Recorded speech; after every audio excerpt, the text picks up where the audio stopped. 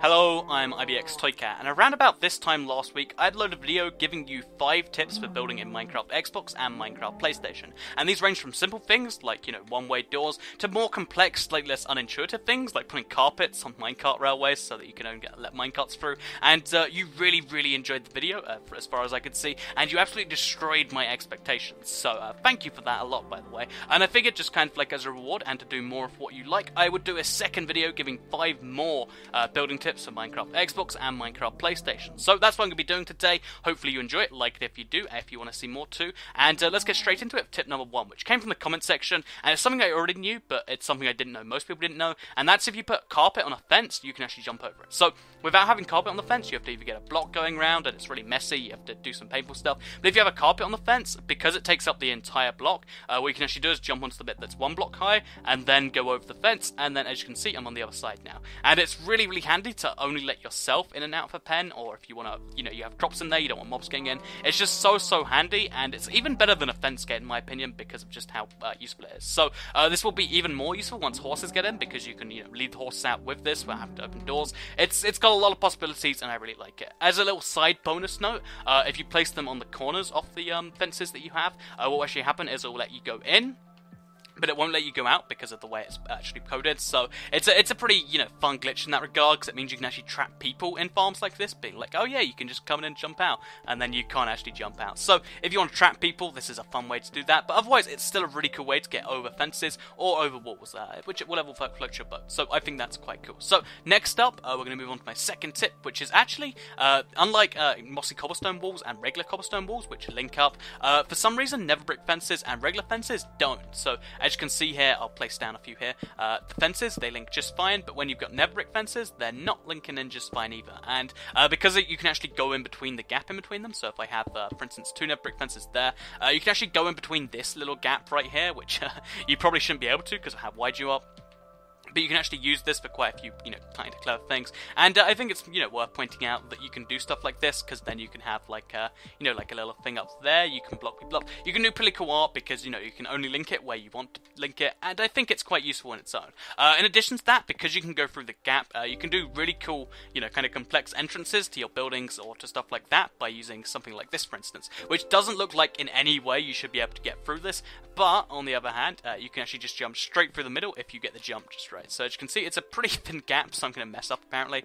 It's a pretty thin gap, but you can make it right through. And you can do the same on the other side, and I think that's a pretty cool way to have a doorway to your house. So yeah, fence gates and never fence gates, just fences in general, do not link up, which is kind of an oddity, but it's quite useful otherwise. So my next tip is one I've used in the video before, but it's still one I'm really big fan of, and if you don't know, you're going to be a fan of too, at least I would imagine so, because it's the fastest way to actually mine blocks in survival, and it has unlimited durability. So you put shears in there with efficiency 4 twice, and it'll give you efficiency 5 shears. If you're in creative, you can just put that on by yourself, but it works in survival too, like legitly. And with these efficiency 5 shears, you can actually mine faster than you can actually mine in creative. So this is me mining just with the trigger held down. As you can see, it's just so fast, it's only limited by how fast I can run.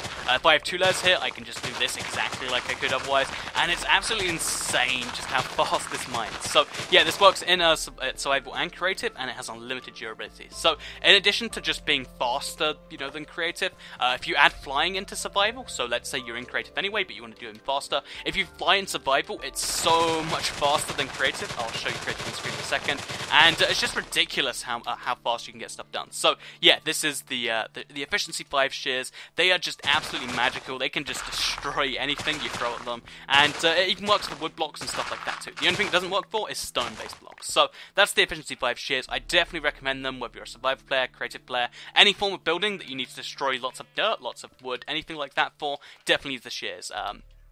They actually only take, durability if you use them to mine wool. So maybe don't use them for wool if you want to keep them around forever. So next up, let's talk about a little bit of a randomization technique, which a lot of people overlook, and it basically involves using the dispenser, which randomly picks something to select. So if you want to have 7 people on one team, or 1 person on the other, you could do this, for instance. So 7 people will get a blue wool block, 1 person gets a red wool. And it's a really fair way to do that without having to decide. So if people don't want to be the one red wool, then you can make him the go up and pick. If everyone wants to be the red wool, you can make them up and pick. And if you want to have, like, random randomized teams. You could have 4 red, 4 blue, or like 4 green, 2 green, 2 yellow, 2 blue, etc. You can do really cool stuff like that, and if you put it on the other side of a wooden wall like this, what will actually happen is it'll just go straight through the wall, and it'll end up straight in their inventory for doing it. So, second person's blue, third person's blue, fourth person's blue, fifth person's blue, sixth person's blue, seventh person is red. So, as you can see, it's randomized. Sometimes the red person will be first, sometimes not. It's a pretty cool way of doing things, and I think it's quite effective anyway. So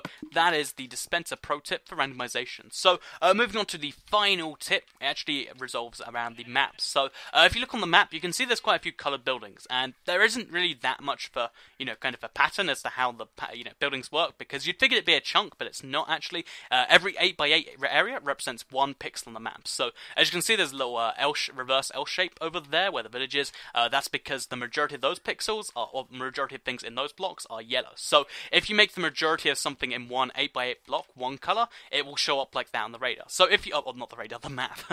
And if you use if you fill up the entire slot, you'll guarantee that you'll do the thing. So, if you use like multiple 8x8 spots, which only require 64 blocks each, by the way, for instance, I have 5 here, which makes a nice T-shape, you can actually use it to make like a unique form of pixel art, 'cause if I run away from it, you can see I've got a T-shape on the map, which is quite cool in my opinion. So, if you want to do pixel art on the map, or from above, this is a really cool way to do that, and it doesn't take as much effort as you might figure. Just remember 8x8 blocks, and always go like from the mathematical 8x8. So, 80 for instance, that's 10 times 8, so this is 81, etc.